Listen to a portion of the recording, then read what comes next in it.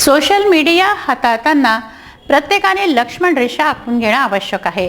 सतत सजगता हाच सुरक्षिततेचा उपाय आहे। सायबर सुरक्षिततेचा हा संदेश प्रत्येक माता भगिनीपर्यंत पोहोचावा असं आवाहन शहराचे पोलीस आयुक्त संजय वाविस्कर यांनी केलं आहे।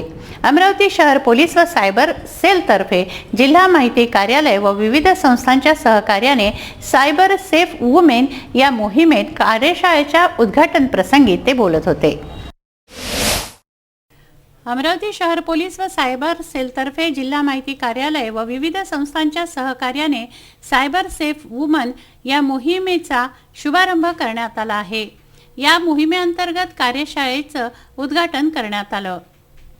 प्रारंभी क्रांतिज्योती सावित्रीबाई फुले यांच्या प्रतिमेला अभिवादन करण्यात आलं। मुख्यमंत्री उद्धव ठाकरे यांचा सायबर सुरक्षेबाबतचा आवाहनाचा संदेश प्रसारित करण्यात आला। यावेळी उपमहापौर कुसुम साहू, महिला व बालकल्याण समिती सभापती वंदना हरणे, सुनीता भेले, सुरेखा लुंगारे, शिवाजी महाविद्यालयाच्या प्राचार्य स्मिता देशमुख, माहिती उपसंचालक राधाकृष्ण मुळी, दिशा संस्थेच्या ज्योती खांडपासोळे, पोलीस उपायुक्त प्रशांत होळकर, शशिकांत सातव, सहाय्यक पोलीस आयुक्त सुहास भोसले आदी उपस्थित होते।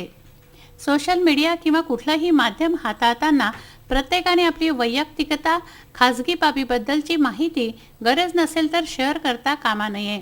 आपल्या मर्यादा जबाबदाऱ्या विसरू नये असं आवाहन पोलीस आयुक्तांनी केलं। उपसंचालक राधाकृष्ण मुळी यांनी मोबाईल ही वैयक्तिक वस्तू असून तिच्यावर आपल्याखेरीज इतरांचं नियंत्रण असता कामा नये असं यावेळी बोलताना म्हटलं। सायबर सेलचे निरीक्षक प्रवीण काळे खांडपासोळे यांनी कार्यशाळेत पॉवर पॉइंट प्रेझेंटेशनद्वारे सायबर सुरक्षा व सार्वजनिक सुरक्षिततेबाबत मार्गदर्शन केलं। Cyber grooming, cyber bullying, morphing, cyber defamation, stalking, online gaming, phishing, sextortion, स्कूटिंग अशा विविध सायबर गुन्हे प्रकारांची माहिती देण्यात आली। दुर्लक्ष व चुकीच्या बाबी सहन करत राहण्याची वृत्ती या सार्वजनिक व्यवहारांसह सोशल मीडियावरही अत्यंत घातक ठरतात असं श्री काळे म्हणाले। महिला व मुलींप्रमाणे पालकांच्या फोटोचाही वापर होत असल्याच्या घटना घडल्या आहेत।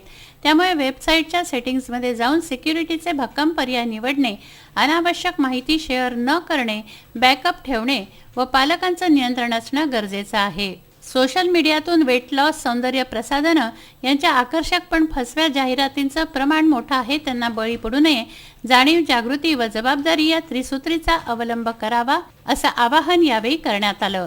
दोन्ही टर्ममध्ये खूप मोठा फरक आहे आणि तो आज आमच्या तरुण पिढीला जर समजला आणि तरुण पिढी सोबतच पालकांना जर समजला तर मला नाही वाटत भारत देशातील कोणतीही स्त्री, महिला, मुलगी किंवा कोणताही व्यक्ती पीडित होऊ शकतो। पण ही अनअवेअरनेस आणि इग्नोरन्स कसं टाळायचं यासाठी आवश्यक असलेलं जे जीवन कौशल्य आहे ते आम्हापर्यंत कधीही पोहोचतच नाही, बरोबर ना? आमचे सगळ्यांचे पालक या काळजीने चिंतातूर असतात की माझा मुलगी किंवा माझी मुलगी किंवा माझा मुलगा पुढे कसा जाईल, त्याचं करिअर काय असेल, पुढे जाऊन तो स्वतःच्या मुलीने फार इम्पॉर्टंट आहे।